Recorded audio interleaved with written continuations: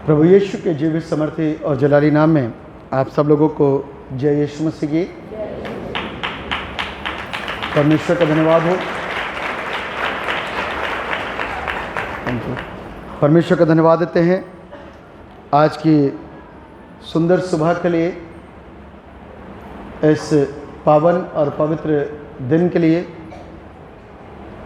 जो परमेश्वर ने हम सबको प्रदान किया कि हम उसके भवन में आकर के उसकी हम्द करें और जो उसको जानते हैं और अधिक जानें और जो नहीं जानते हैं वो उसको जानने पाएं। परमेश्वर कभी भी एक विशेष का नहीं होता, वो सबका है।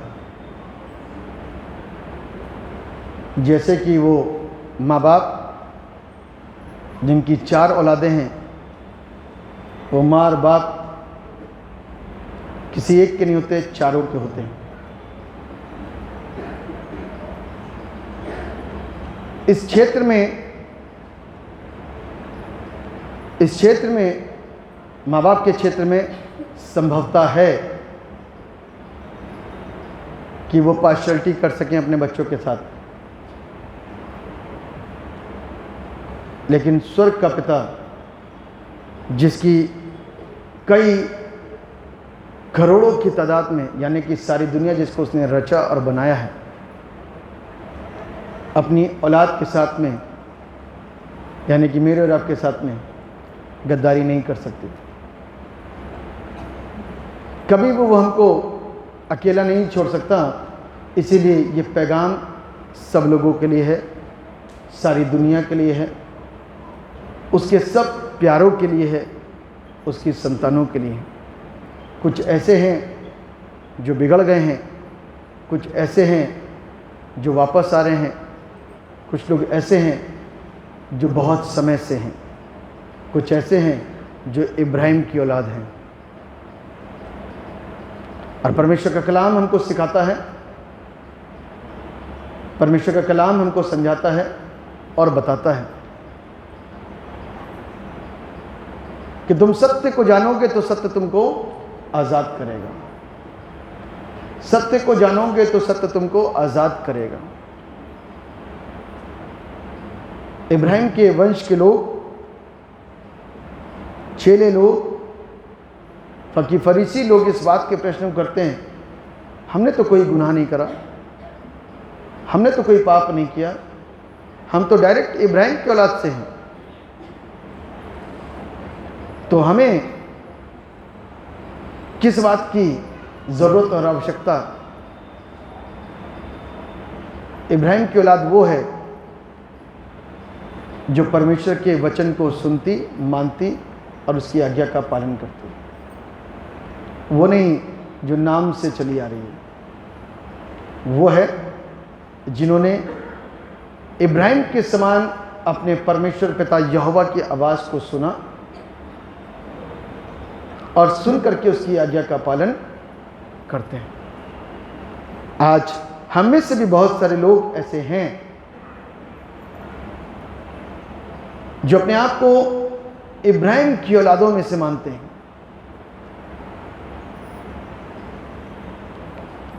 इब्राहिम की औलाद हर एक वो व्यक्ति है, बाइबल बताती है, सच्चा इजरायली वही है जिसके मन के अंदर कपट नहीं है। जिसके मन के अंदर कपट है और वो कपट के साथ परमेश्वर के भवन में बैठा है, सीखने के उद्देश्य से नहीं, कपट के उद्देश्य से। He is not a righteous one and she is not a righteous people, यानी कि वो धर्मी इंसान नहीं है, न औरत न आदमी। यीशु मसीह के साथ में मालूम है भीड़ चलती थी। क्या चलती थी? भीड़। आप एहसास कर सकते हैं यहाँ पर 300 लोग होंगे, 250, 300 लोग होंगे। बाइबल बताती है कि यीशु मसीह ने एक बार कितने लोगों को खाना खिलाया? जोर से बोलिए ना। 5000 कौन थे वो? पुरुष पुरुष पुरुष। बाइबल कहती है 5000 पुरुष थे। आज की तारीख में देखिए पुरुष ज़्यादा हैं कि महिला ज़्यादा हैं? तो उस समय भी महिला होंगी थोड़ी बहुत, नहीं ज़्यादा हुई तो बराबर की होंगी। बच्चे भी थोड़े बहुत, एक लाइन बच्चों की भी लग रही है। यदि आप थोड़ा सा अनुमान लगाएं तो ये मेरे अपने पर्सनल हैं, लोग और ज़्यादा भी बता सकते हैं, कम भी बता सकते हैं, लेकिन 5 दूनी 10 करा जा सकता है, क्योंकि पुरुष पुरुष का नंबर बताया है। ठीक। अब आप एक बात सोचिए कि वो यीशु जो इस धरती पर मानव को आज़ाद करने के लिए आए, इतनी भीड़ कैसे लग गई उनके पीछे? ऐसा कौन सा कशिश थी उनके अंदर, ऐसी कौन सी खूबसूरती थी, ऐसी कौन सी बात थी, ऐसे क्या काम थे जिसको देख करके, जिसको सुन करके, जिसको जान करके भीड़ की भीड़ यीशु के पीछे चलती थी? मालूम है 4 प्रकार की भीड़ थी। एक वचन को सुनने वाली, सच्चाई को जानने वाली, एक चंगाई पाने वाली। कैसी वाली? चंगाई पाने वाली।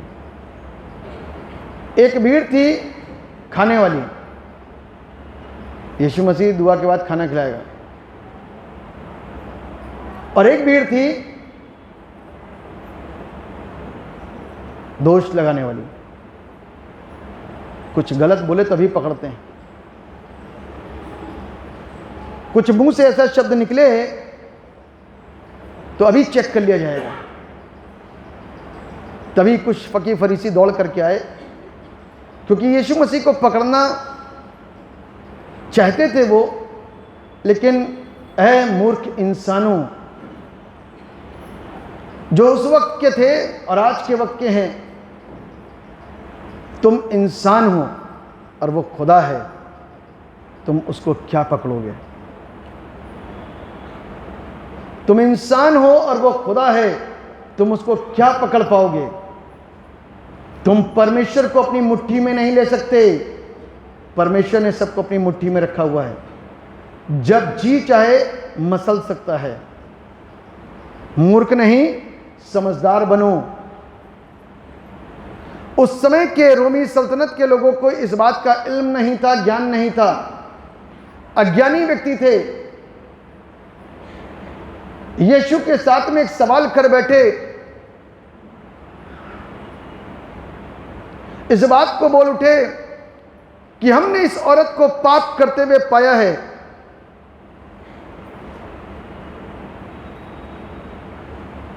झाड़ू लगा रही थी तो उसको पाप कहते हैं,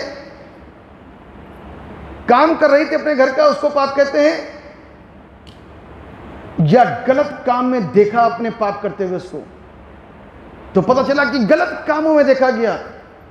तो गलत काम अकेले नहीं होता, 2 के साथ में होता है, स्त्री और पुरुष। वेयर इज दैट मैन और बॉय?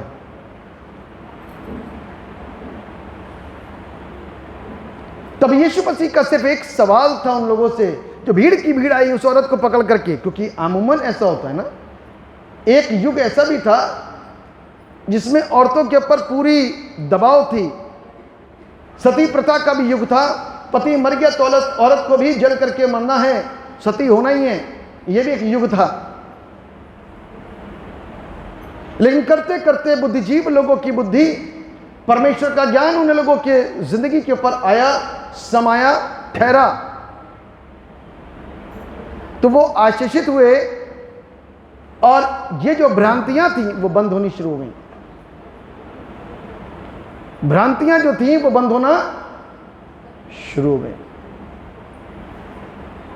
यीशु का सिर्फ एक प्रश्न था।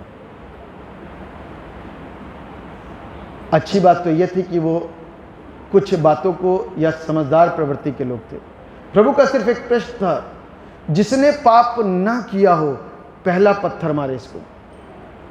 सब पत्थर लिए थे हाथ में, क्योंकि सजा क्या थी उस समय की, यदि कोई ऐसे पाप में लिप्त पाया जाए तो उसको पथरवा करके मारा जाए, और अपने शहर की दीवार से बाहर निकाल दिया जाए।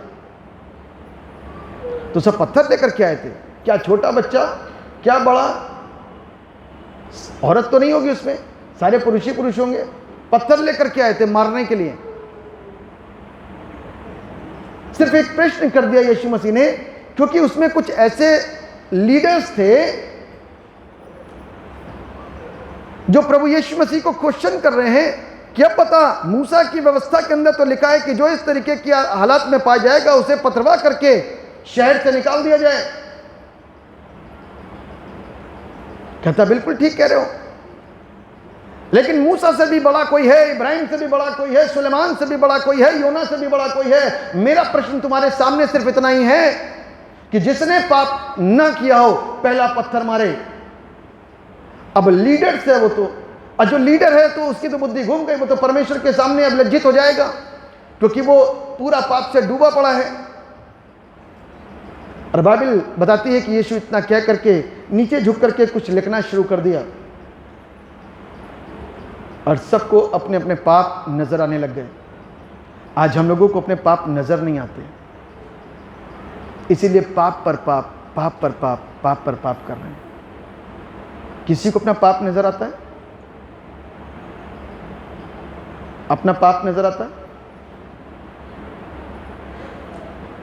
क्योंकि घर और धार्मिक स्थल एक चीज हो गई है ना। धार्मिक स्थल और घर दोनों अलग अलग हैं, ध्यान रखना। धार्मिक स्थल और घर दोनों फर्क हैं। घर में आप गाली देते हो, धार्मिक स्थल में गाली जो देते हैं वो परिणाम समझ लें कि आप कितने बुद्धिजीव हो। घर में आप बीड़ी पीते हो, सिगरेट पीते हो, घर और धर्म स्थान के अंदर यदि आप ऐसा करते हो और ऐसा करके आते हो तो आप सोचो कि आप किस प्रवृत्ति के इंसान हो। घर में आप कुकर्म करते हो और वहां पर पवित्र चीजों को रखते हो तो आप सोचो कि उस स्थान पर यह पवित्र ऑल्टर को नहीं रखा जा सकता। यदि इसकी नॉलेज है तो नहीं रखा जाएगा, यदि नॉलेज नहीं है, अज्ञानी है, लगाओ भैया घर में एक धूप बत्ती जलाओ भैया, थोड़ा सा उसका नाम लो। निरी मूर्खता है। अज्ञानी इंसान ऐसा करता है, बुद्धिजीव इंसान ऐसा नहीं करता। थोड़ी सी समझ को हमको खोल लेना चाहिए परमेश्वर के वचन को सही रूप में सीखने के लिए, क्योंकि परमेश्वर का जो वचन है ना, और परमेश्वर जो हमारी दृष्टि में है वो एक मजाक बन गया है। जानते ही नहीं हम ईश्वर को, कौन है और क्या कर सकता है। जिसको भी उठाया वही ईश्वर, जिसको भी उठाया वही ईश्वर, इंसान को उठाया वो ईश्वर, गुरु को उठाया वो ईश्वर, लोहे को उठाया भी, लोहे की पूजा हुई थी 2-4 दिन पहले। ये नासमझी अज्ञानता है। इस अज्ञानता से बाहर लाने के लिए स्वर्ग के पिता को इस धरती पर आना पड़ा। इस अज्ञानता को दूर करने के लिए परमेश्वर को मानव रूप धारण करना पड़ा, क्योंकि बाइबल हमको इस बात को सिखाती है और बताती है। इब्रानियों की पुस्तक में इसका जिक्र है कि पापों की क्षमा के लिए बैल और बकरों के लहू का बहाया जाना काफी नहीं था। संसार में जितनी भी वस्तुएं अशुद्ध हैं, कोई ना कोई पाप से घिरा पड़ा है। यदि आप चोरी नहीं करते तो नशा करते होंगे, नशा नहीं करते तो व्यभिचार करते होंगे, व्यभिचार नहीं करते तो नफरत करते होंगे, नफरत नहीं करते हैं तो छल करते होंगे, छल नहीं करते तो बेईमानी करते होंगे, बेईमानी नहीं करते तो झूठ बोलते होंगे, झूठ नहीं बोलते तो मूर्ति पूजा करते होंगे, मूर्ति पूजा नहीं करते तो झगड़ा करते होंगे, झगड़ा नहीं करते तो लालच करते होंगे, लालच नहीं करते तो स्त्री पुरुष का लालच करते होंगे, वो भी नहीं करते तो टोने टोटकों में लगे होंगे, वगैरह वगैरह वगैरह वगैरह। कहीं से बच नहीं पाओगे। अब हो सकता है आप में से बहुत सारे लोग इस चीज को पाप ना समझते हों कि क्या यह भी सिन है, क्या यह भी पाप है। तो परमेश्वर मुझको और आपको उस पाप से आज़ाद करने के लिए आया, बुद्धि देने आया कि हम बुद्धि पाएं और उस पाप से मुक्त हो जाएं। जिस सबक को मैं आज आपके सामने लेकर के आया हूं सिखाने के लिए, उसको ध्यान से सुनिएगा। बड़ा इंपॉर्टेंट सबक है। आज सुनेंगे तो आज ही से आज आपकी नई शुरुआत हो जाएगी। और धन्य है वे जो वचन को सुन करके उसको मानते हैं, उसको समझने की कोशिश करते हैं, उस पर किसी भी प्रकार की बहस करने के लिए नहीं, परंतु उस बातों को समझने के लिए और उसको सीखने, उसको सुनने के लिए आप यहां पर मौजूद हैं। जो टॉपिक है वो है our response to the call of God. परमेश्वर की बुलाहट के प्रति हमारा प्रति उत्तर। किसकी बुलाहट के प्रति?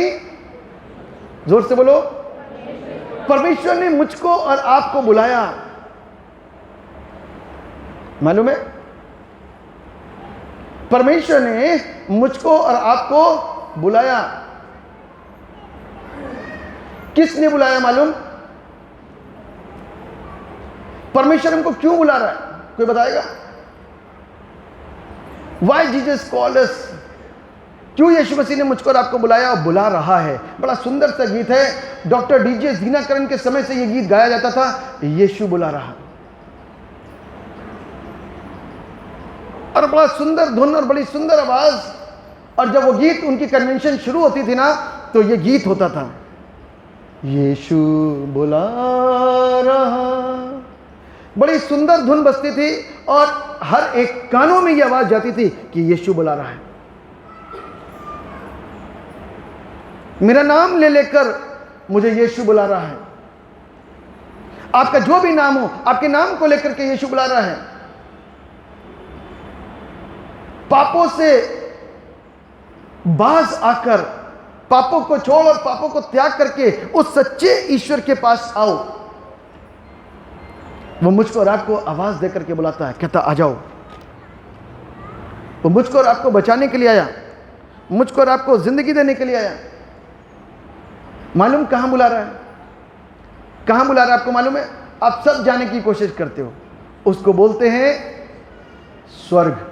क्या बोलते हैं? उर्दू में कहें तो जन्नत, है ना? इंग्लिश में कहें तो हेवन। हिंदू मैथोलॉजी के द्वारा कहें तो मोक्ष। एक और इसका ट्रांसलेशन ले तो सल्वेशन। और एक और अनुवाद ले तो नजात। These are the synonyms। ये पर्यायवाची हैं। ये परमेश्वर की आवाज है, परमेश्वर की बुलाहट है मेरे और आपके लिए। स्वर्ग आओ। प्रभु तू तो वहां और हम यहां, स्वर्ग कैसे पहुंचेंगे? स्वर्ग कैसे पहुंच सकते हैं? मेरा प्रश्न आज आपसे, स्वर्ग कैसे पहुंच सकते हैं? कोई बताएगा स्वर्ग कैसे पहुंचेंगे? अच्छे काम करके,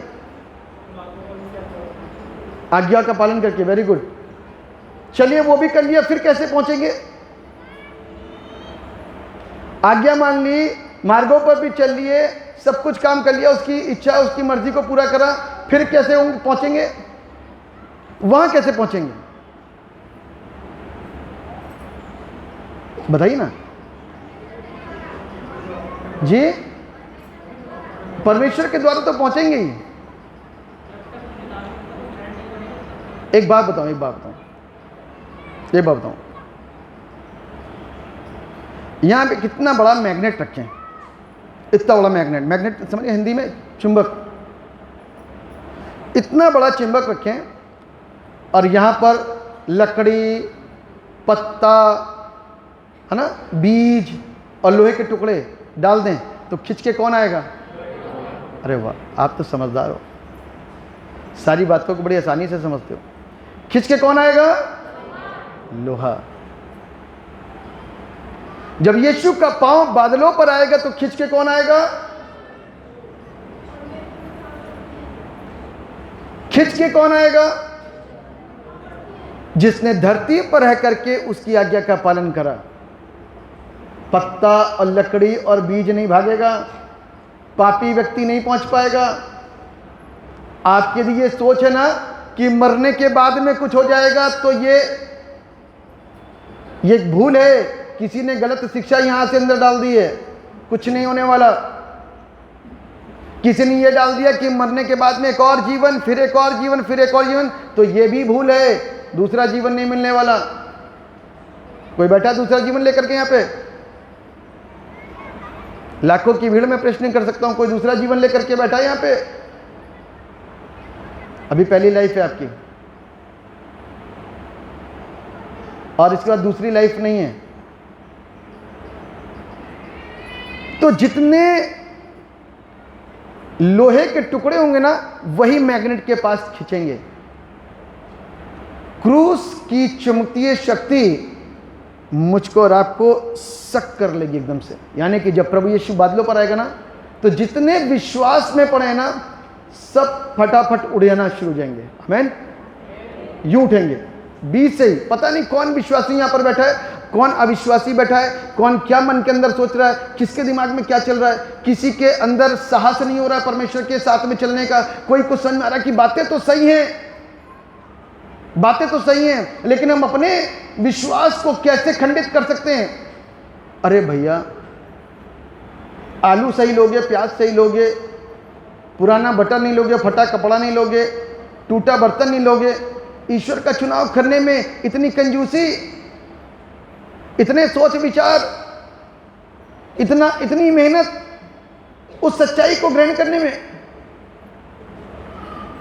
बाइबल कहती सत्य को जानोगे, सत्य तुमको आजाद करेगा। उसकी कॉल है मेरे और आपके लिए। बड़ा अच्छा सा उदाहरण आज दे रखा है लूका रचित सुसमाचार के अंदर। बड़ा खूबसूरत सा उदाहरण है, पढ़ता हूं आपके लिए। निकाल लीजिए लूका रचित सुसमाचार, उसका 14वां अध्याय, उसके 15वें पद से पढ़िए। कोई भी एक जन जिसको मिलता है पढ़े जोर के साथ में। हाँ हाँ हाँ, बस बस बस, रुक जाइए। बड़ी सुंदर बात, ध्यान से। उसके साथ, किसके साथ? यीशु के साथ। उसके साथ, किसके साथ? भोजन करने वालों में से। यानी कि अब ये भोजन करने वाले कौन थे? चेले लोग। जैसे आज मैं इधर बैठा हूं, आप लोगों को वचन बांट रहा हूं, और आप सब, ये भोजन है, इसको बोलते हैं रूहानी गिज़ा। क्या बोलते हैं? हिंदी में बोले तो आत्मिक भोजन, इंग्लिश में बोले तो स्पिरिचुअल फूड। ठीक?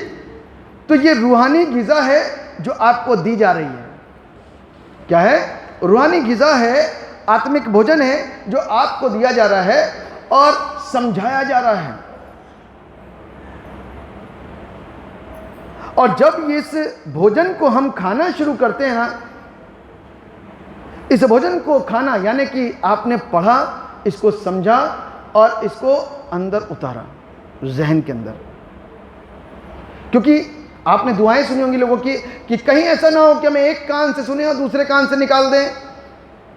ऐसी प्रार्थनाएं सुनी आपने? सुनी होंगी, बेशक लोग बोलते हैं, क्योंकि ऐसा ही होता है। एक कान से सुनते हैं, दूसरे कान तक निकल जाता है। वचन के समय तक थोड़ी देर तक बना रहता है। जिस समय वचन बोला जा रहा है, आत्मिकता का भाव है, उसी समय लोग खटाखट सोचना शुरू करते हैं, रोना शुरू करते हैं, समझना शुरू करते हैं, वहीं पे तौबा करना शुरू कर देते हैं। और करते करते जब चर्च खत्म होता, चर्च के गेट के बाहर कदम रखा, शैतान मिलता है। सुन लिया बेटा, बहुत चल, उसको 2 गाली दे, उसने तेरी चप्पल उठाई है, बस चप्पल ही तो उठाते ना, बाहर निकलते तो चप्पल गायब होती है। चल 2 गाली दे, पादी साहब से शिकायत कर कि देखो जी क्या हो रहा है। शैतान ने तुरंत ट्विस्ट करा। वो चाहता नहीं है कि ये आत्मिक खुराक मेरे और आपके जहन में पड़ी रहे, घर तक भी नहीं जाने देता, बीच रास्ते तक जाने कितनी ऐसी चीजें कर देता है। हम और आप फिर लौट करके आते हैं, फिर अगले संडे आत्मिक बन करके आते हैं, और उसके बाद में फिर आराधना के दौरान में आत्मिक बनते हैं, वचन से भरते हैं और उसके बाद फिर भूल जाते हैं। हमारी ज़िंदगी के अंदर ये कॉल काम नहीं कर पा रही है क्योंकि कॉल को हम रिसीव नहीं कर रहे हैं। परमेश्वर की इस बुलाहट को हम क्या नहीं कर पा रहे? रिसीव नहीं कर पा रहे। और बाइबल हमको बताती है जिसने रिसीव किया ना, यहां पे ध्यान से सुना, जिसने रिसीव किया उसका जवाब है, उसका क्वेश्चन है, उसकी शिक्षा है, उसका सुझाव है। क्या सुझाव है? उन भोजन करने वालों में से एक ने ये बातें सुनकर, जो यीशु उनसे कह रहा था, ये बातें सुनकर उससे कहा, यानी कि यीशु से कहा, धन्य है वह, यानी कि मुबारक है वो व्यक्ति जो परमेश्वर के राज्य में रोटी खाएगा। आमीन। मुबारक है वो व्यक्ति जो परमेश्वर के राज्य में क्या करेगा? रोटी खाएगा। परमेश्वर का राज्य कहां है? This is the kingdom of God. आज आप परमेश्वर के राज्य में बैठे हो, आप बदल रहे हो, आपका माइंडसेट चेंज हो रहा है, आपकी बुद्धि बदल रही है। यहां कुछ धर्म नहीं बदला जा रहा, यहां पर सच्चाई का प्रचार किया जा रहा है। मेरे किसी भी संदेश को आप सुनोगे, किसी भी संदेश के अंदर धर्म परिवर्तन की बात नहीं है, हर संदेश के अंदर मन परिवर्तन की बात है। सच्चाई को बताया जा रहा है और हकीकत को बयान किया जा रहा है और छिपाया कुछ नहीं जाता। स्पष्ट एक एक बात बताई जाती है ताकि आप सुनो और सीखो और समझो और जानो, और बाकी का फैसला आपके हाथ में है। ठेले खड़े हैं दुनिया के, कौन से ठेले से आपको सेब खरीदना है वो आपकी मर्जी है ना। किसी ने तो आपको कहीं पर 100 रुपए का सेब मिल रहा हो तो कहीं पर आपको 50 रुपए का मिल रहा है, तो आधे दाम में जो मिल रहा है ना, आप उसकी सूरत देखना, और जो बेच रहा होगा ना वो आपको बताएगा साहब दबा हुआ है, ये तो पेटी में आया था, दब गया था और छेद नहीं है, वो तो ऐसा ही है, आप काट के खाओ, कोई दिक्कत की बात नहीं है। बड़ा मीठा बड़ा स्वादी, यानी कि वो भी बरगलाने में, बेवकूफ बनाने में लगा हुआ है। लेकिन सच्चाई को देख और सुन करके भी हम छोड़ करके उसी के पास जाते हैं। 50 वाला ही ले लेंगे, क्या दिक्कत है, काट काट के खा लेंगे, हैं? क्या दिक्कत है? जो परमेश्वर को छोड़ता और त्यागता है ना, वह आशीष नहीं पाता। इसने इस बात को रिसीव कर लिया, कहता धन्य है वो व्यक्ति जो परमेश्वर के राज्य में रोटी खाएगा। उसने उससे कहा, अब फिर से पढ़ो बेटा 17वां पद। क्या तैयार हो गया? भोजन। यानी कि बाइबल हमको बताती है कि लोगों को बता दिया गया था कि भैया हमारे यहाँ कल पार्टी है और उसमें आ जाना, आपके लिए भोजन है। शादियों में जाते हो ना, बर्थडे पार्टी में जाते हो, आपका कल खाना भी है, दुआ के बाद में खाना भी है, खाना खा के जाना, ठीक है। हाँ आगे पढ़ो बेटा, क्या लिखा हुआ है? तो उसने अपने दास के हाथ हाँ, आमंत्रित लोगों का कहना भेजा। बड़ा इंपॉर्टेंट चीज लिखी हुई है। कौन से लोगों को? जोर से बोलिएगा, कौन से लोगों को? The person who were invited. बड़ा इंपॉर्टेंट शब्द है। जिन लोगों को निमंत्रण दिया गया था उन लोगों के लिए बाइबल बताती है, लिखा है आमंत्रित लोगों को कहला भेजा, आओ अब भोजन तैयार है। क्या है? अब भोजन तैयार है, आओ और आकर के भोजन खा लो। अब क्या होता है आगे देखिए, आगे पढ़ो बेटा। हाँ हाँ, एक मिनट। आमंत्रित लोग बहुत सारे, और बाइबल बताती सबके सब क्षमा मांग रहे हैं। क्या कर रहे हैं? सबके सब क्षमा मांग रहे हैं। दे हैविंग एक्सक्यूज, है ना, एक्सक्यूज कर रहे हैं। क्या एक्सक्यूज कर रहे हैं? पढ़ो बेटा। पहले ने उससे कहा हाँ हाँ हाँ हाँ, आगे हाँ हाँ हाँ हाँ हाँ हाँ हाँ हाँ। मालूम है बाइबल क्या बता रही है? Those who were invited, they give the excuse. Master today we are not coming. We have some very important work. हमारे सारे इंपॉर्टेंट वर्क मैं आप लोगों से कहना चाहता हूँ, आप लोगों के इंपॉर्टेंट वर्क संडे के दिन ना निकलें। मालूम है, रिश्ता देखने वाले दिन, रिश्ता देखने वाले कब आते हैं? संडे को। सारे कपड़े कब धुलते हैं? संडे को। सारे काम कब होते हैं? संडे को। उसी दिन सारा अच्छा खाना भी उसी दिन बनेगा। बाकी के दिन गंदा खाना, लेकिन संडे के दिन अच्छा खाना। भोज के प्रधान ने कहा कि जाओ जाकर के उनको आमंत्रित लोगों को बुलाओ, उनसे कहो कि भोजन तैयार है, अब आ जाएं। तो एक्सक्यूज दे दिया लोगों ने। क्या दिया कि भैया हमें माफ़ करिएगा, क्योंकि मैंने क्या करा है, एक खेत मोल लिया, एक प्रॉपर्टी खरीदी है, उसको देखने जाऊंगा। इतवार का दिन है, प्रॉपर्टी दिलाई किसने? भूल गए। प्रॉपर्टी जब नहीं थी तब कहाँ थे? परमेश्वर से दुआ करने के लिए आते थे, प्रभु प्रॉपर्टी दिला दे। प्रभु ने प्रॉपर्टी दिला दी। अब इतवार के दिन प्रॉपर्टी को देखने के लिए जा रहे हैं। दूसरा क्या कहता है, मैंने 5 जोड़ी बैल लिए हैं। किसने दिलाया? परमेश्वर ने। जब प्रार्थना करी कि प्रभु मेरे पास जानवर की जरूरत है, मुझे जानवर दिलवा दे, जानवर जब मिल गए तो संडे के दिन ही उसे परखने के लिए जा रहा है। तीसरे ने कहा प्रभु मेरा विवाह करवा दे, अब उसका विवाह हो चुका है, तो संडे के दिन ये एक्सक्यूज दे रहा है कि आज नहीं आ सकता, मेरा तो नया नया विवाह हुआ है। See the house of God will never empty, कभी खाली नहीं रहेगा। वो खाना बर्बाद होगा क्या? बाइबल इस बात को बताती, कुत्ते स्वर्ग के राज में नहीं पहुंच सकते। तो बुलाया किसको गया? अब पढ़ो बेटा आगे क्या लिखा हुआ है। उस दास ने आकर हाँ अपने स्वामी को यह बातें कह सुनाई। हाँ। तब घर के स्वामी ने क्रोध में आकर अपने दास से कहा। स्वामी ने काहे में आकर के? क्रोध में आकर के अपने दास से कहा, नगर के बाजारों और गलियों में तुरंत जाकर कंगालो, टुंडो, लंगड़ो और अंधों को यहां ले आओ। किसको किसको लेकर के आओ? कंगालों को, टुंडों को, लंगड़ों को, अंधों को। मुझे एक बात नहीं समझ में आई, नॉर्मल इंसानों को क्यों नहीं बुलाया? नॉर्मल इंसानों को क्यों नहीं? सारे ऐसे ऐसी प्रवृत्ति, ऐसी किस्मों को बुलाया गया है। कैसे कैसे? कंगाल, टुंडे, लंगड़े, अंधे। अरे भैया नॉर्मल व्यक्ति को बुलवानो जो सही हैं, आए और खाएं और जाएं।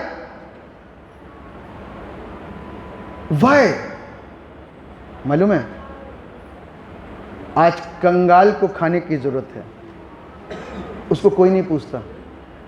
आज टुंडों को कोई नहीं पूछता, आज लंगड़ों को कोई नहीं पूछता, आज अंधों को कोई नहीं पूछता।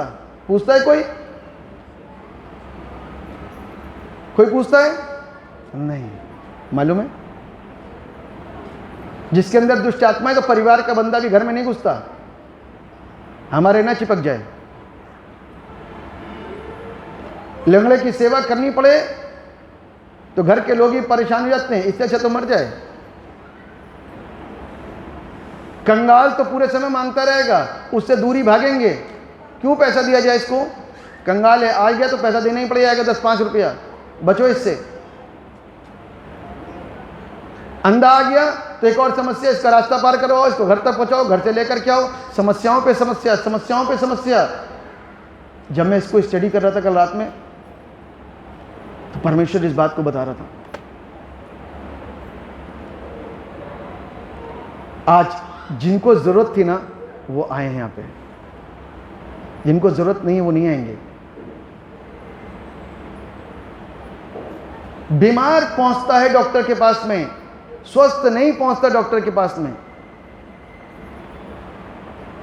कोई ज्ञान प्राप्त करने के लिए नहीं आता ईश्वर के पास में, चंगाई प्राप्त करने के लिए आता है। 90% लोग चंगाई के लिए बैठे हैं यहाँ पे।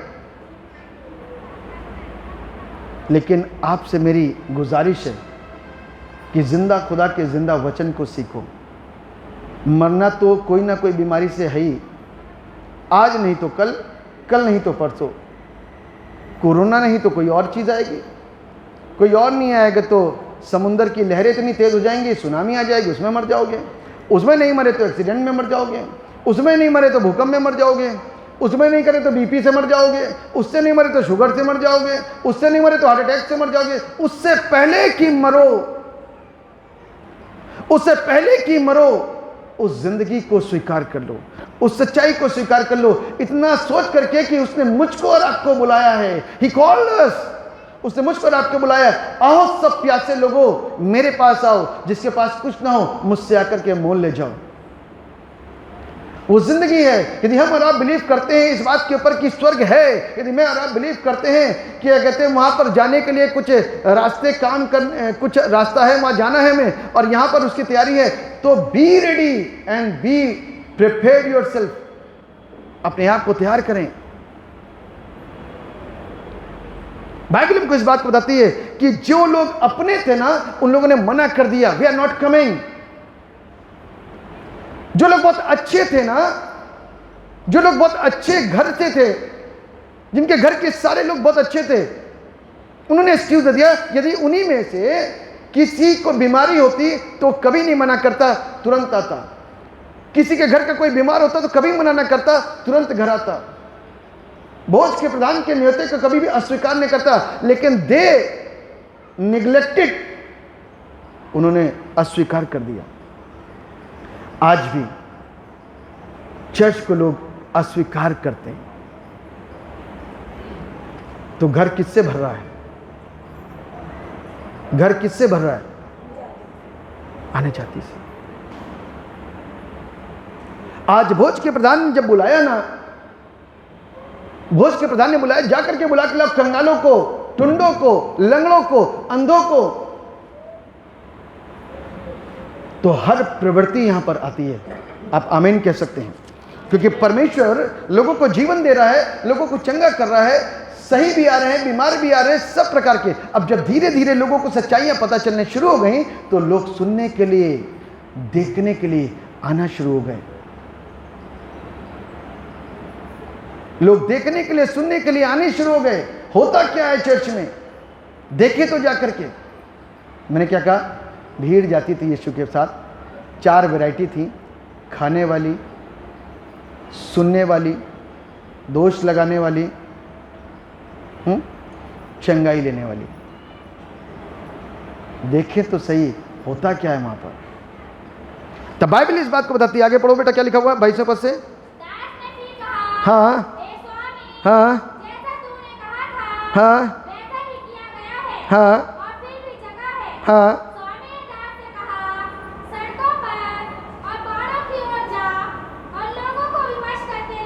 हाँ हाँ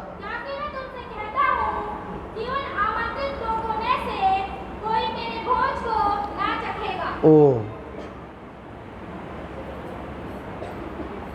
बड़े दुख की बात, this is very sad news, कि जो आमंत्रित हैं उनमें से एक भी अब चखेगा नहीं। कहता जगह खाली है तो लोगों को बाहर जाओ, विवश करके लेकर के आओ, ताकि परमेश्वर का घर, मेरा घर भर जाए और आमंत्रित लोगों में से कोई भी ना आने पाए। आमंत्रित लोगों में से कोई भी ना आने पाए। This is the word of God. भोज क्या है? परमेश्वर का वचन। भोज क्या है? खाना क्या है? ये परमेश्वर का वचन। और ये परमेश्वर का वचन खिलाया जा रहा है यहां पर। यहां पर कितनी दूर दूर से लोग आकर के बैठे हुए, मालूम है? कितनी दूर दूर से, क्या करने के लिए? आराधना करने के लिए। उनको मालूम है 6 दिन हमें दब के अपने घर में काम करना है, और 6 दिन के अंदर जो उनको मिल जाएगा वो बहुत है उनके लिए। 7वां दिन परमेश्वर का है, और परमेश्वर के घर में पहुंचना जरूरी है। परमेश्वर के घर में पहुंचना जरूरी है, और हम जरूर जाएंगे, क्योंकि ऐसा ना हो 7वें दिन की बरकत हमारी हमसे चली जाए। तो इसलिए आप यहां पर आए हैं 7वें दिन की बरकत लेने के लिए, क्योंकि पूरे हफ्ते के लिए बल प्राप्त होता है, पूरे हफ्ते के लिए ताकत प्राप्त होती है, पूरे हफ्ते की शक्ति प्राप्त होती है। जाओ जाकर के बुला के लाओ, ताकि मेरा घर भर जाए, खाली जगह ना रहे। क्या ना रहे? खाली जगह न रहे। निकालिए जरा प्रेरितों के काम की पुस्तक, प्रेरितों के काम उसका 13वां अध्याय 44 पद से जरा पढ़िए। अगले सबके दिन नगर के प्राय सब लोग परमेश्वर का वचन सुनने को इकट्ठे हो गए। हाँ, अगले सबत के दिन नगर के प्राय सब लोग परमेश्वर का वचन सुनने को इकट्ठे हो गए, परंतु यहूदी भीड़ को देखकर दाह से भर गए हाँ, और निंदा करते हुए पौलुस की बातों के विरोध में बोलने लगे। सी लिसन केयरफुली, ध्यान से सुनिए। लिखा हुआ है अगले सबत के दिन नगर के प्राय सब लोग परमेश्वर का वचन सुनने को इकट्ठे हो गए, परमेश्वर का वचन सुनने को इकट्ठे हो गए। लेकिन लिखा हुआ परंतु यहूदी भीड़, यहूदी लोग जो थे, जो उस जगह के लोग थे, लिखा हुआ यहूदी भीड़ को देखकर ढाह से भर गए। आई हमारे लिए तो जगह ही नहीं मिल रही बैठने की। जब आमंत्रण दिया गया, जब निमंत्रण दिया गया, तो क्या आप सो रहे थे? जब टाइम पता था चर्च का, तो क्या आप सो रहे थे उस समय?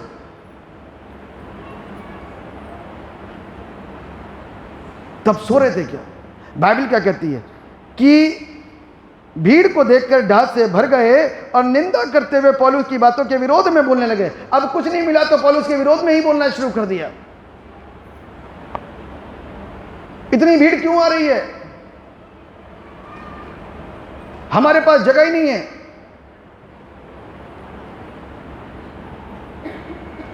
ढाह से भर गए। अंदर से एक भावना उत्पन्न हुई, अंदर से कैसी चीजें उत्पन्न हुई? क्यों क्यों क्यों? प्रॉब्लम बाइबल उनको बताती है। 46 पढ़ो बेटा। तब पौलुस और बरनबास ने निडर होकर कहा, बगैर डरे कहा इस बात को। क्या कहा? अवश्य था अवश्य था कि परमेश्वर का वचन पहले तुम्हें सुनाया जाता, यहूदी को सुनाया जाता, आज की तारीख में पुराने क्रिश्चियंस को सुनाया जाता। लेकिन आगे क्या लिखा हुआ है? हाँ, परंतु जब तुम उससे दूर हटाते हो, there is no time value. आपके मन के अंदर टाइम की वैल्यू नहीं है, आपके अंदर समय की बहुमूल्यता नहीं है, और आप समय पर चर्च में नहीं पहुंच पाते, और आप समय पर नहीं आते या नहीं भी आते, आपकी सीटें वहां का इंतजार करती हैं, लेकिन आप नदारत रहते हो, आप दिखते नहीं हो। तो बाइबल क्या कहती है? हाँ, और अपने को अनंत जीवन के योग्य नहीं ठहराते, तो देखो तो हम अन्य जाति की ओर फिरते हैं। आमीन। तो हम कहाँ फिरते हैं? ये खुदा का कलाम है, मेरी जुबान नहीं है। ये खुदा का वचन है, मेरी जुबान नहीं है। आप मुझसे लड़ लोगे, खुदा से नहीं लड़ सकते। खुदा वो है जो नस्लें बर्बाद कर देगा। आप खुदा के कलाम से लड़ो ना, खुदा से लड़ो जाकर के, प्रभु ऐसा क्यों होता है, चर्च में इतनी भीड़ क्यों आ रही है? प्रभु आपको बताएगा। तुमने अपना स्थान छोड़ा इसलिए वो आए। यहूदियों, तुमने अपना स्थान छोड़ा इसलिए वो आए। मैंने तो तुमको सबसे पहले इनविटेशन दिया था कि आओ, मेरे घर में प्रोग्राम है, लेकिन तुम नहीं आए। तुमने तो सोचा कि इनके घर का खाना बर्बाद करेंगे। तुमने तो कह दिया, जबकि निमंत्रण पहले था, तब तो तुमने कहा था हम आएंगे आएंगे, लेकिन तुमने उसकी इज्जत नहीं रखी। लेकिन इज्जत न रखने के कारण मेरे को तुरंत बाहर से लोगों को बुलाना पड़ा, और वो आए और उन्होंने क्या करा? भोजन स्वीकार किया।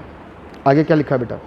क्योंकि प्रभु ने हमें यह आज्ञा दी है, हाँ, मैंने तुझे अन्य जातियों के लिए ज्योति ठहराया है, हाँ, ताकि तू पृथ्वी की छोर तक उद्धार का द्वार हो। Praise the Lord. बाइबल बताती है कि मैंने तुझे अन्य जातियों के लिए ज्योति ठहराया है, यानी कि रोशनी, ताकि अन्य जाति की बुद्धियां खुल जाएं, ये ताले खुल जाएं, ये बंद पड़े। इसमें बहुत सारी भ्रांतियां छिपी हुई हैं, इसके अंदर बहुत सारी गड़बड़ियां छिपी हुई हैं, इसके अंदर बहुत सारे षड्यंत्र छिपे हुए हैं, इसके अंदर बहुत सारी अज्ञानता छिपी हुई है, इसके अंदर बहुत सारे भ्रम भरे पड़े हैं। कि बिल्ली रास्ता काटती है तो आगे नहीं बढ़ते, काले धागे से बुद्धि मिलती है, नीले धागे से नौकरी लगती है और पीले धागे से हमको टिकट मिल जाते हैं बाहर जाने के, वगैरह वगैरह वगैरह। अरे भैया, धागों में जिंदगी होती तो पूरी जिंदगी परेशान क्यों होता लोग? आज भी लोग पागलों की तरह घूम रहे हैं, आज भी अपने लिए नए नए नए ईश्वरों को बना रहे हैं। इतनी धागे तावीज़ों के अंदर दम होता तो काम कब के हो चुके होते, लोग बदल चुके होते, सारी दुनिया, सारा भारत, सारा वर्ल्ड बदल चुका होता। बीमारियां ना होती, कोरोना ना रहता, कोई धागे ने काम नहीं करा कोरोना के अंदर।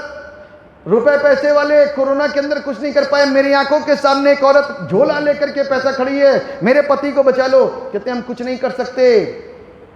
सच्चे खुदा की इबादत करो, उससे बढ़ करके और कोई नहीं है। श्रापों को कोई दुनिया की ताकत मिटा नहीं सकती जो वंशानुगत आता है। सत्य को जानोगे, सत्य तुमको आजाद करेगा। कहता है ताकि तू पृथ्वी की छोर तक उद्धार का द्वार हो, ताकि तू दुनिया की छोर तक उद्धार का क्या हो सके? द्वार हो सके, दरवाजा हो सके। काय का? उद्धार, अनंत जीवन, सल्वेशन, नजात। क्या है नजात? किसी को मालूम है? बीड़ी पी करके हम नजात नहीं कर सकते, सिगरेट पी करके नजात नहीं है, व्यभिचार करके नजात नहीं है, गलत काम करके नजात नहीं है, बुरे काम करके उद्धार नहीं है, झूठ बोल करके बुराई नहीं है, क्या कहते हैं, नजात नहीं है, बुराइयां करके नजात नहीं है, नेकी करके आजादी है। नेकी करके आजादी है। आज इंसान सामने वाला, सबसे पहली बात, खड़ा करो ना किसी लड़के लड़की को, पूछो जरा तुम्हारी उम्र क्या है, तो 5 साल कम बताएगा। किसी से पूछो तुम्हारी सैलरी क्या है, तो 5,000 कम बताएगा। कोई बताता है सही सैलरी? बहुत रेयर लोग हैं, बहुत रेयर लोग हैं। सैलरी कितनी है कोई नहीं बताता। क्या कमाई होती, किधर किधर से पैसा, तो कोई बताएगा? नहीं बताएगा। वचन को सुनते हो आप, कहां से पैसा आया, कहां को गया, कैसे कमाया, कैसे आया, कोई नहीं बताएगा। जी आ गया, हमारे पास तो पैसा आया। देखिए परमेश्वर की आशीष आ रही है, कहां से आ रही है नहीं बताया। सत्य को जानोगे, सत्य तुमको आजाद करेगा। सत्य को नहीं जानोगे तो कोई आजादी नहीं है। बाइबल हमको इस बात को सिखा रही है कि पहला अवसर तो तुम्हारे लिए ही था, पहला मौका तो तुम्हारे लिए था, तुमने इसको नज़रअंदाज क्यों कर दिया? शाऊल, जिसको परमेश्वर ने कहा था कि अमालेकियों का एक भी सामान वापस नहीं आना चाहिए, सब नष्ट, तो वो लालची प्रवृत्ति के इंसान अच्छे अच्छे बकरे, अच्छे अच्छे जानवर, अच्छे अच्छे बेदाग बेऐब लेकर के आ गए, रख लिया मस्त। परमेश्वर ने शमूएल से कहा, शमूएल मैं, लिखा तब यहोवा का यह वचन शमूएल के पास पहुंचा, मैं शाऊल को राजा बना करके पछताता हूं क्योंकि उसने मेरे पीछे चलना छोड़ दिया है। पीछे चलना छोड़ दिया है। हम पीछे चलना छोड़ चुके हैं यीशु के। This is very bad. ये अफसोस की बात है कि हम यीशु के पीछे चलना छोड़ चुके हैं। और कैसे फिर हम उससे आशीषों को प्राप्त करेंगे? नॉट। बड़ी स्पष्ट कुछ बातें अंतिम ये जितने भी हफ्ते मेरे पास में हैं, अभी जितने भी संडे 2-3 हैं, बड़ी स्पष्ट बातें आपके साथ में कर रहा हूं, रख रहा हूं। आप उसको एहसास करोगे आने वाले दिनों में, एहसास करोगे आने वाले दिनों के अंदर। बाइबल हमको इस बात को सिखा रही है कि तुमने मेरे पीछे चलना छोड़ दिया और मेरी आज्ञाओं का पालन करना छोड़ दिया। तब शमूएल का क्रोध भड़का और वो रात भर यहोवा की दुहाई देता रहा। तब शमूएल शाऊल से भेंट करने के लिए सवेरे उठा। तब शमूएल ने यह बताया, शमूएल को यह बताया गया, शाऊल कर्मेल को आया था और अपने लिए एक स्मारक खड़ा किया है और घूमकर गिलगाल को चला गया है। तब शमूएल शाऊल के पास गया और शाऊल ने उसे कहा, देखो तुझे यहोवा की ओर से आशीष मिले, मैंने यहोवा की आज्ञा पूरी की है। शमूएल ने कहा, फिर भेड़ बकरियों का ये मिमियाना और गाय बैलों का ये रंभाना जो मुझे सुनाई देता है, क्या यह क्या हो रहा है? तब शाऊल ने, वे तो अमालेकियों के यहाँ से आए थे, कहा, अर्थात प्रजा के लोगों ने अच्छी से अच्छी भेड़ बकरियों और गाय बैलों को तेरे परमेश्वर यहोवा के लिए बलि करने को छोड़ दिया है। किसके परमेश्वर? तेरे परमेश्वर। यानी कि शाऊल, जिसको तूने इबादत करी, जिसकी इबादत तूने करी, तू उसको अपना ईश्वर करके मान ही नहीं पाया, इसीलिए तू शम्यूएल से कहता तेरे परमेश्वर के लिए बलि करने के लिए। अरे बाइबल बताती है कि परमेश्वर इस बात से प्रसन्न नहीं होता कि तुम बलिदान करो, इस बात से प्रसन्न होता है कि तुम उसकी आज्ञा का पालन करो। लंबे लंबे दान देना, लंबे लंबे डोनेशन देने से परमेश्वर खुश नहीं होता। परमेश्वर इस बात से प्रसन्न होता है, इस बात से खुश होता है कि हम उसकी आज्ञा का पालन करें। जब दुष्ट आत्माएं सुनती हैं तो हम क्यों नहीं सुन सकते? बाइबल कहती है याकूब 2:19 कि दुष्ट आत्माएं उसकी आज्ञा का पालन करती हैं। आज आप लोगों के लिए मौका है। मालूम है, एक वक्त था, ये इनविटेशन है आज चर्च के द्वारा, कलीसिया के द्वारा, पासबान के द्वारा, कि आप सब सत्य के पास में आओ। बाइबल कहती है 3:20 के अंदर, प्रकाशित वाक्य 3:20 के अंदर लिखा है, यीशु द्वार पर खड़ा हुआ क्या कर रहा है? खटखटाता है। आप दरवाज़ा खोलोगे तो वो अंदर आएगा।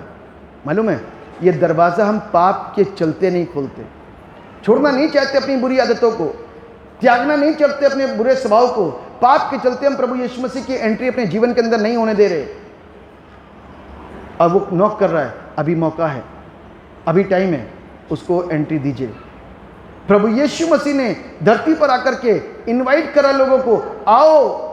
चेलों से कहा आओ, विश्वासी से कहा आओ, चेलों ने फिर इनवाइट करा, आओ। Today church father, church priest calling you all, come from the sin and accept Jesus Christ as your personal savior। अपना मुक्तिदाता और उद्धारकर्ता परमेश्वर, उसको स्वीकार करो। मेटेरियलिस्टिक चीज़ों के पीछे सारी दुनिया दौड़ती है। उसने कहा मैंने अभी अभी मकान लिया है, उसने कहा अभी अभी मैंने 5 जोड़ी बैल लिए हैं, उसने कहा अभी अभी शादी हुई है। तो शादी इंपॉर्टेंट हो गई परमेश्वर से, मकान इंपॉर्टेंट हो गया परमेश्वर से, जानवर इंपॉर्टेंट हो गए परमेश्वर से। जिसने परमेश्वर से ज़्यादा संसार की वस्तुओं को महत्वता दी, वो परमेश्वर के राज्य में कभी भी खड़ा नहीं हो सकता, रह नहीं सकता। जो परमेश्वर को महत्व देता है वो आशीषित है, और जो परमेश्वर की आज्ञा को सुनता है वो लाभ उठाता है। और वो लाभ साधारण नहीं है, वो लाभ पवित्र आत्मा की सामर्थ है। हमें वो लाभ पवित्र आत्मा की सामर्थ्य है। इसलिए मैं प्रियो, अंत का समय है, उद्धार को देख लो, उद्धार को प्राप्त कर लो। उद्धार अभी है, बाद में नहीं। मालूम है, जक्कई ने डिले नहीं करा, उसने कहा कि मैं अपना चौगना फेर देता हूँ, और उसने फेर दिया। और बाइबल बताती है कि यीशु ने कहा कि आज इस घर में नजात, क्या जिस कमरे में आया था यीशु मसीह, उस कमरे में नजात आई थी कि जक्कई के घर के लिए कह रहा है? आज आपके घर के अंदर नजात आई है। यदि आज आप यीशु को स्वीकार करोगे, यीशु को स्वीकार करने का सबसे पहली चीज़ बुराइयों को त्यागना, तब यीशु के पास आना, ज़िंदगी खूबसूरत हो जाएगी। परमेश्वर आप सबको आशीष और बरकत दे, और अपनी महिमा के लिए बहुतायत के साथ में इस्तेमाल करें। दुआ करेंगे। प्यारे पिता परमेश्वर, हम आपको धन्यवाद देते हैं आपके तमाम आशीषों के लिए जो आपने हम सबको दिया। आपको धन्यवाद है, अपने वचन से आपने हमें शिक्षित करा, उसके लिए हम आपको थैंक्स कहते हैं। सब पर अपनी दया, सब पर अपनी मेहर करिए, सबको आशीष दीजिए। अपने पाक लहू में सबको छिपाइए, सबकी हिफाजत करिए और सबकी मदद करिए। उद्धारकर्ता प्रभु यीशु के नाम में दुआ मांगते हैं, दया से सुने और कबूल करें। आमीन।